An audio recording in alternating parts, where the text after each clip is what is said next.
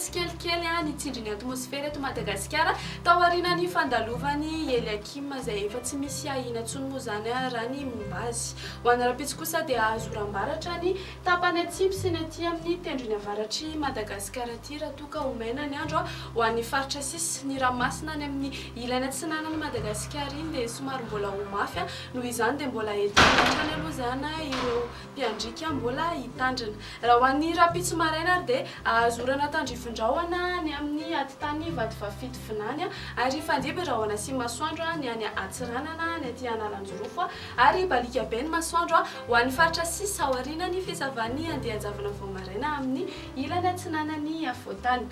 Ho an'ny hariva kosa indray dia anaorana tandrifin-drahona ny aty atsimo atsinanana ny atany atsimo andrefana torak'izany ihany koa ny any Iorombe Anosy sy ny any atsinanany Automatsiatra. Ary akotrik'izany ny aty Diana Sava Analanjorofo ny any Sofia sy Mangoro ary ny any Toamasina sy fandiby raha ho ana sy masoandro ho an'ny faritra sisa. Raha ny maripana voavinavina ho an'ny rapitsy dia somary nahitana fidinany kely ny ambany indrindra 14 degré Celsius hitantsika aty Avakinankaratra ary ny ambony indrindra kosa indray dia mananika ny 13 degré Celsius hitantsika aty Mahevatanana sy Morondava. Ny eto Afovoantany moa dia manodidina ny 17 ka hatramin'ny 18 degré Celsius.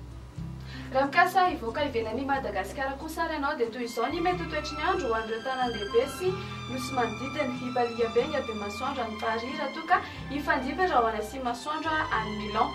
Anaorana tandrifin-drahona ny any Nairobi, Maurice, Seychelles ary La Réunion ary ho avy ny orana any Johannesburg, Comores sy Bangkok. Izay indray no masaka azonao rosanao tamin'ity alina ity. Manome fotoananao manaraka indray veloma tompoko.